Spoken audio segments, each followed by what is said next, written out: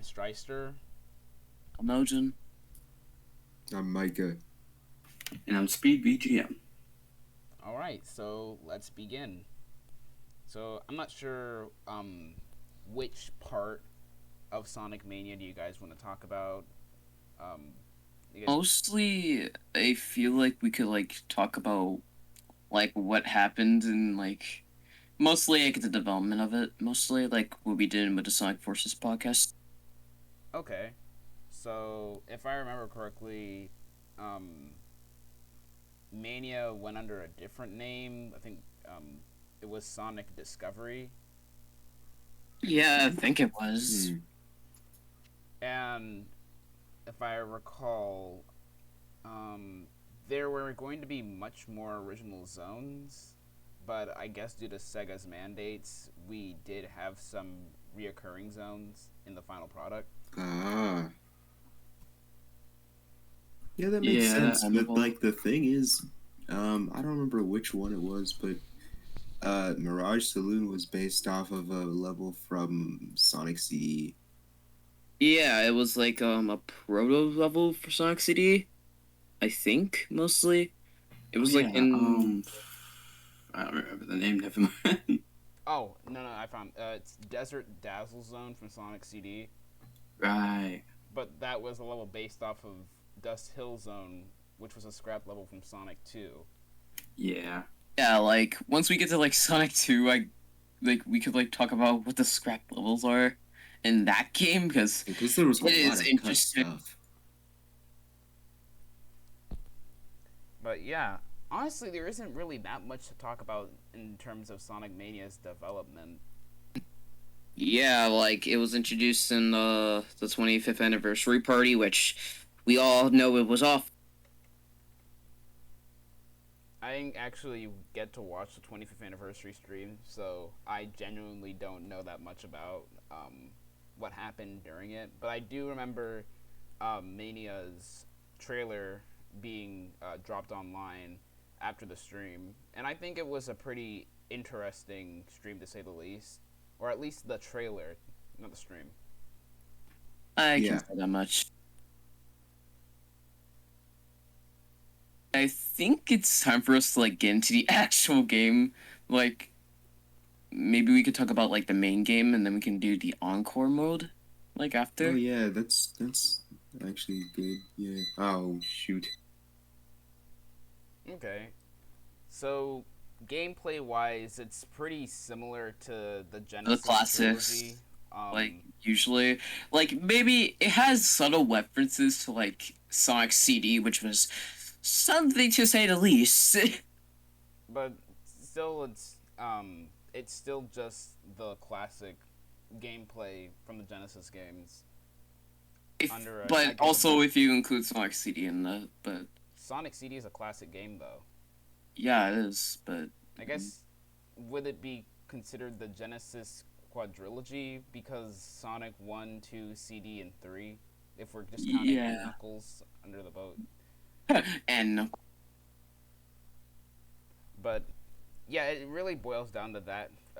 Just a much more refined take on the Genesis formula, which I think is already a pretty sound formula to begin with. But the thing that's kind of original is the special stages.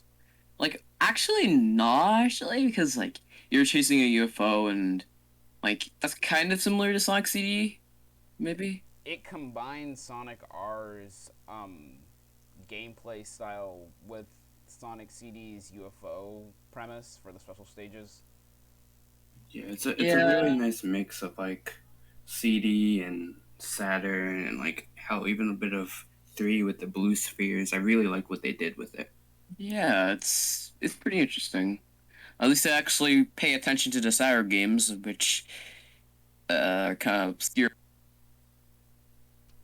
But yeah, Mania, if we're counting DLC, you have 5 characters to play as.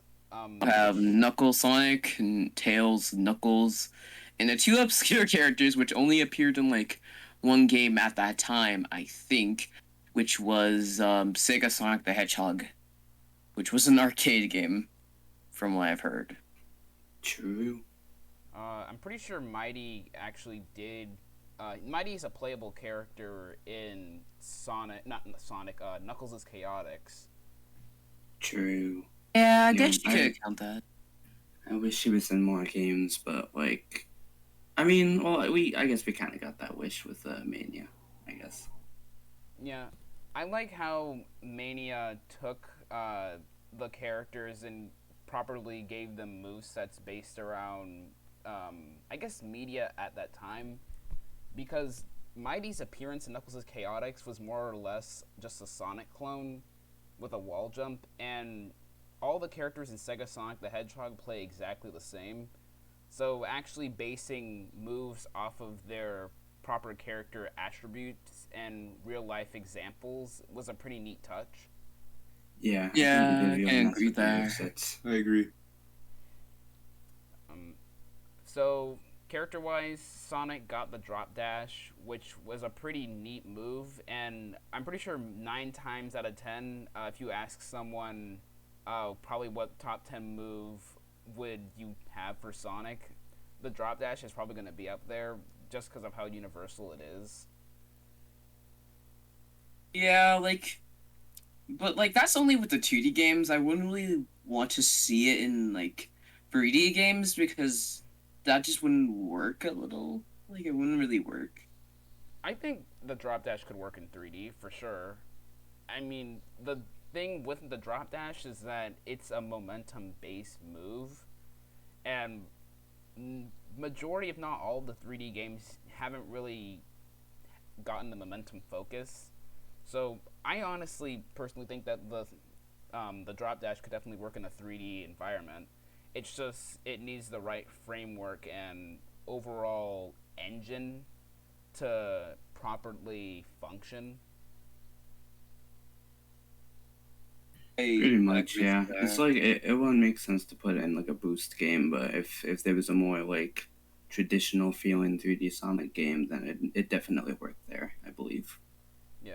Wait, I'm lost. Are we talking about drop dash? Yeah. Yeah. Yeah, we're talking about the drop dash. Okay, we're talking about the drop dash now. Put in games. I don't think you can put that in a boost game. It'd be really weird to just suddenly have like a move to, you know, because you already have the boost. And then having the drop dash. It's kind of redundant, I guess. Pretty much, yeah. It wouldn't make sense to have the like two of the same move, basically. I can agree. Yeah, so but like the only type of gameplay that could work with it, I feel like could be the adventure games maybe, because you never know it might actually work with it. That's fair, but I feel like I don't know. I feel like the home and attack would probably kind of cancel that out because if there's no enemies around, you could use that as like a boost for speed, in a way. But I don't know. as for the remaining characters, Tails and Knuckles virtually play exactly like their Genesis counterparts.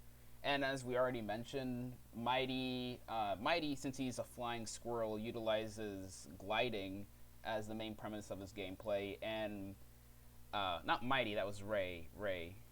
And Mighty utilizes basically a ground pound, which, in all honesty, it kind of does break up a bit of the gameplay because I'm so used to playing the other characters, and all of their moves either help them aid in aerial gameplay or, as for Sonic, just to boost around on the ground. So anytime I was always playing as Mighty, it would always just like out of random when I would double jump.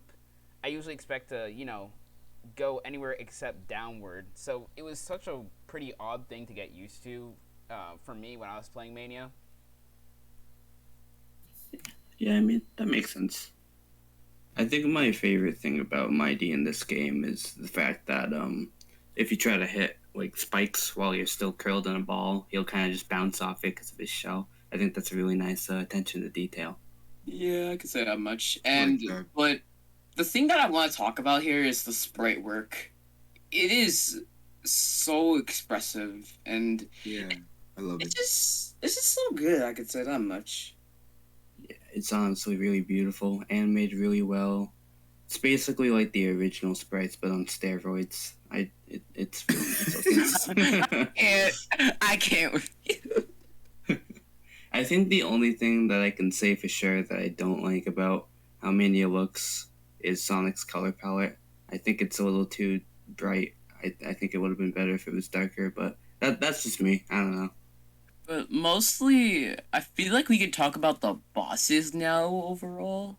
But Honestly, I kind of agree with Mania's color palette for Sonic. I don't really like the lighter blue. And weirdly enough, like some promotional images of Mania have Sonic with like a much darker tone of blue. And I can agree with you there. I don't understand why they kind of switched back and forth for promotional art on the lighter blue and the darker blue, but the final product of the game was a lighter blue. I feel like it was probably cited button. Yeah, mostly. Okay, so let's talk about bosses.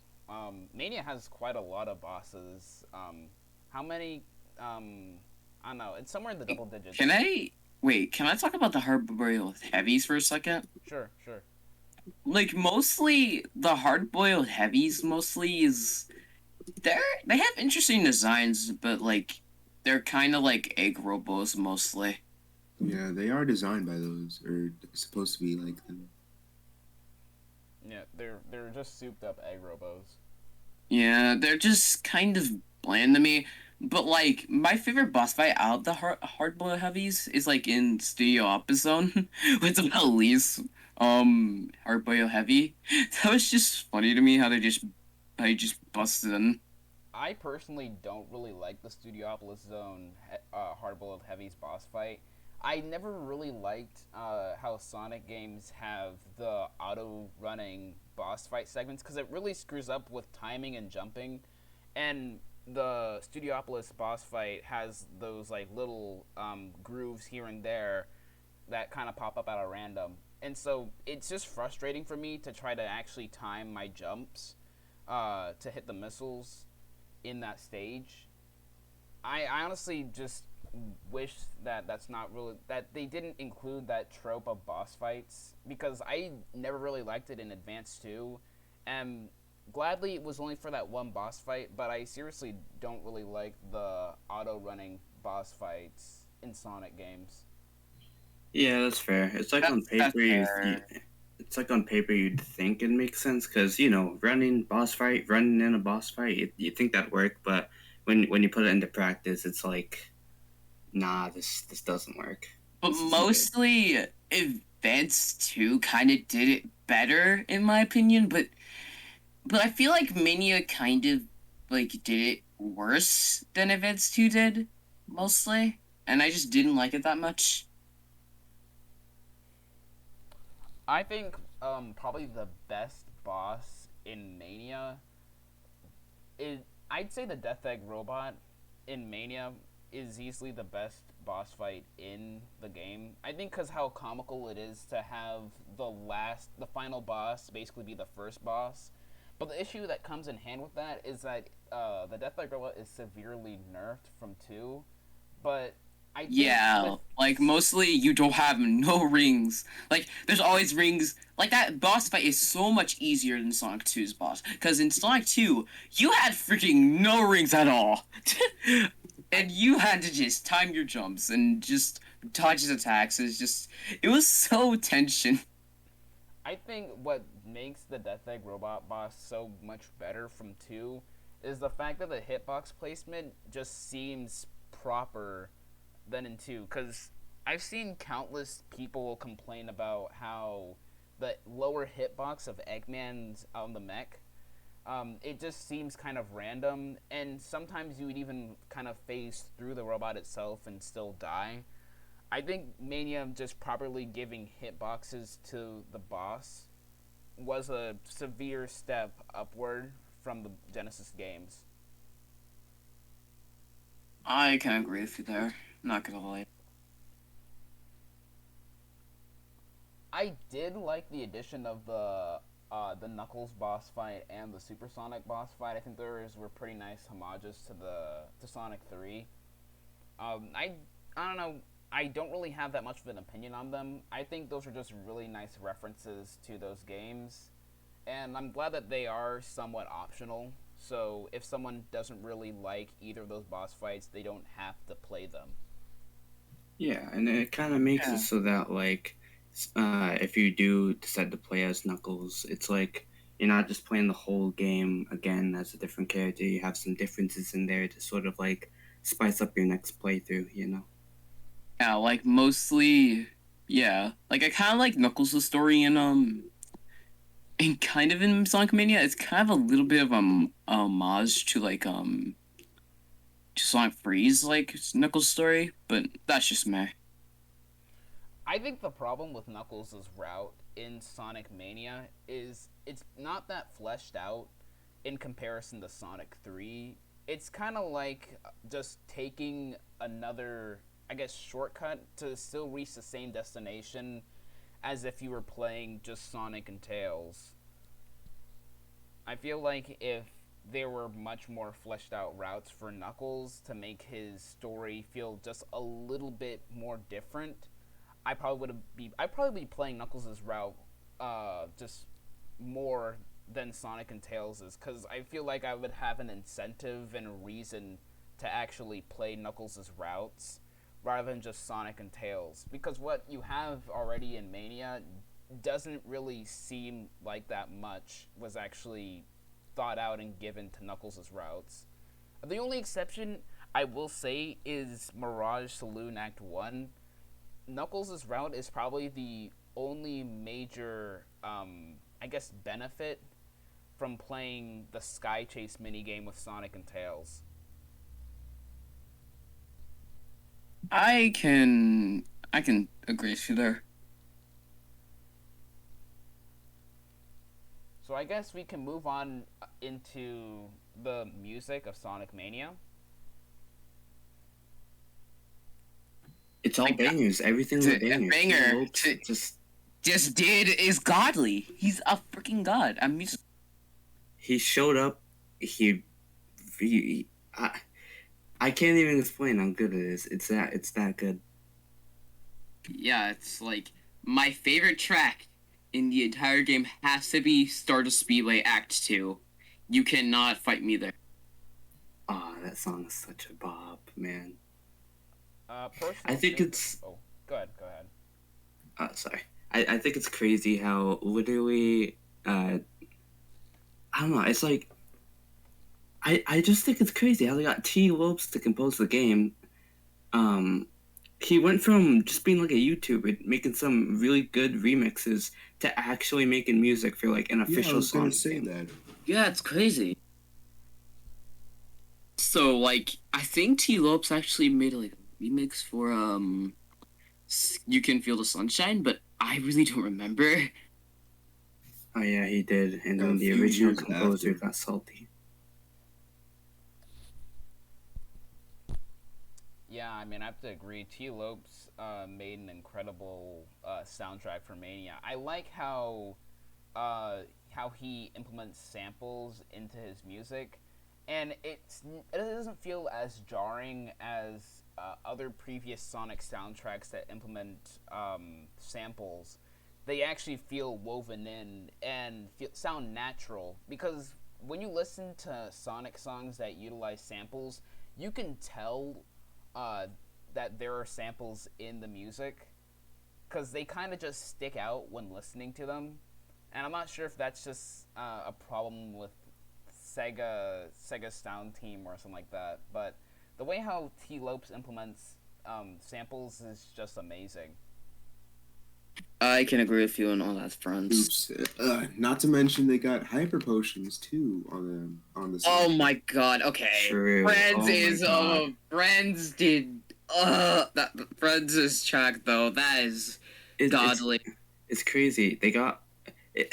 Hyper Potions went from like having one of their songs being featured in like a Sonic Boom trailer to actually like being able to compose for the game, even if it was just like one song. It's insane. Still really good. Bro, even if it was one song, they did an amazing job at that song though. For real. But I feel like we could talk about the like the opening now. I guess you could say. The opening's pretty good. I just did not see it in game, and I was wondering why. But apparently, you have to wait at the title screen for it to play, which I found kind of weird. Yes. I thought it would be once you hit start, the cutscene. I guess the opening would actually play. But yeah, that was kind of weird. They did that with Sonic CD, so I can somewhat understand.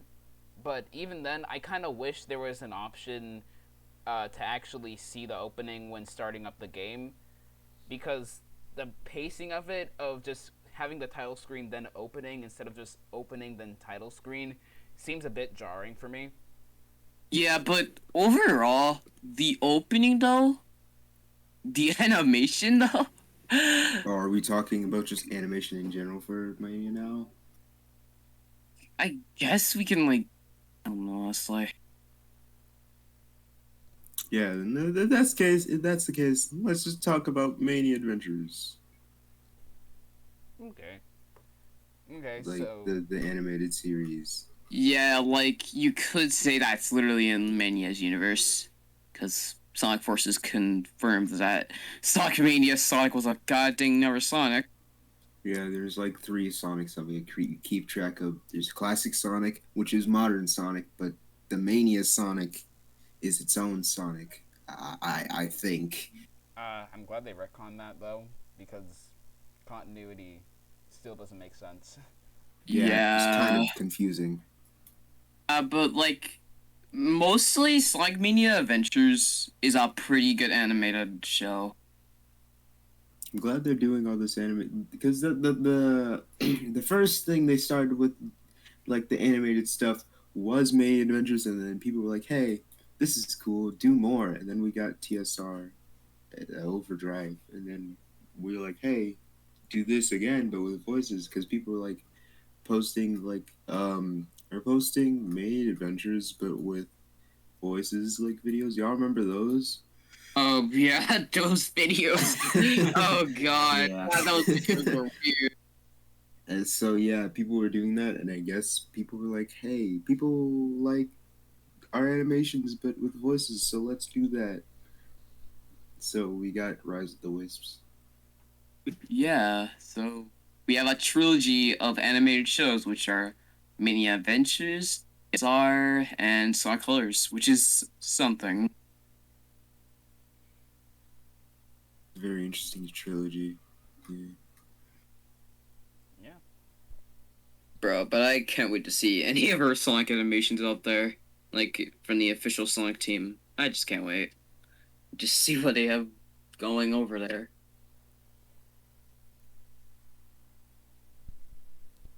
All right. Well, I guess a question to kind of end things off is, I guess it would be, do you think Mania is the definitive 2D Sonic experience? Just comparing it from games such as the Genesis games, the 8-bit titles, The advanced games, or even the Rush the titles. fan service for the game. Absolutely, I think it's the definitive play style. Mostly for me, it's kind of mostly for me, I feel like the Advanced trilogy did better, but if I were to say that it's a pretty good trilogy or a pretty good game, yes, absolutely. I do think they knocked it out of the park with everything. I think the only thing holding it back from being a perfect 2D Sonic game in my eyes is that I think they would have benefited from having more original stages, but other than that, it's pretty good. Almost would have been my top 2D Sonic game. I kind of agree with you there. I can agree. I think the issue with Mania is, despite the gameplay being fantastic, I think everything surrounding it, it's really only held up by references and obscure callbacks that only fans will understand. It kind of has no story whatsoever. Unless there's the story is just basically Oh, recommends using the Phantom Ruby. Go stop. Yeah, there's like no story whatsoever. It's incredibly weak of a story. I think the Genesis games still beat Mania in regards to gameplay to some extent. But also, I feel like the Genesis games did better story, honestly. Yeah, but that's just me. I think the Genesis games beat out Mania in certain regards. So, in my eyes, I think Mania is kind of a mix of being almost the definitive experience with proper mechanics and the playable characters. But I don't think it goes back to why you should be playing those characters and the proper story behind it and incentive. Because, like I said, majority of what Mania does, it kind of just feels more or less of just one big reference, which is understandable considering the fact it's an anniversary game. But I don't know. It's almost as if Mania is just missing a little bit of what the Genesis games have that made me go back to the Genesis games rather than just Mania itself. So, in my opinion, I think Mania is almost the definitive experience. Just almost. I can agree with all those points you make. Reminder that excuse me. Reminder that Mania and Encore, Mania Plus and Mania was both they were both delayed. Just a reminder for those who need. But also, like, Mania does have a ton of mods out there, so like you can try tons of mods of Mania. Like, for example, there's like the modern Sonic Mania mod by Hortonus and a bunch of other. There was like a Sonic 2 Mania mod, and there is. I should try that. Yeah, there. But that's just my way of just saying it. Alright, well, I guess we can end off our episode on that high note of Mania. So, thanks for watching. But next time we're going to be talking about the game that a lot of people say is a mixed, but mostly it's mixed Sonic Lost World. Okay.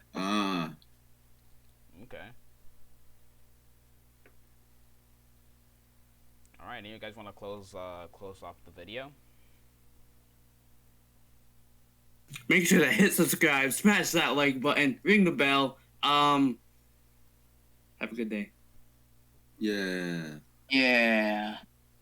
See ya. Or night. I don't know when you're watching this.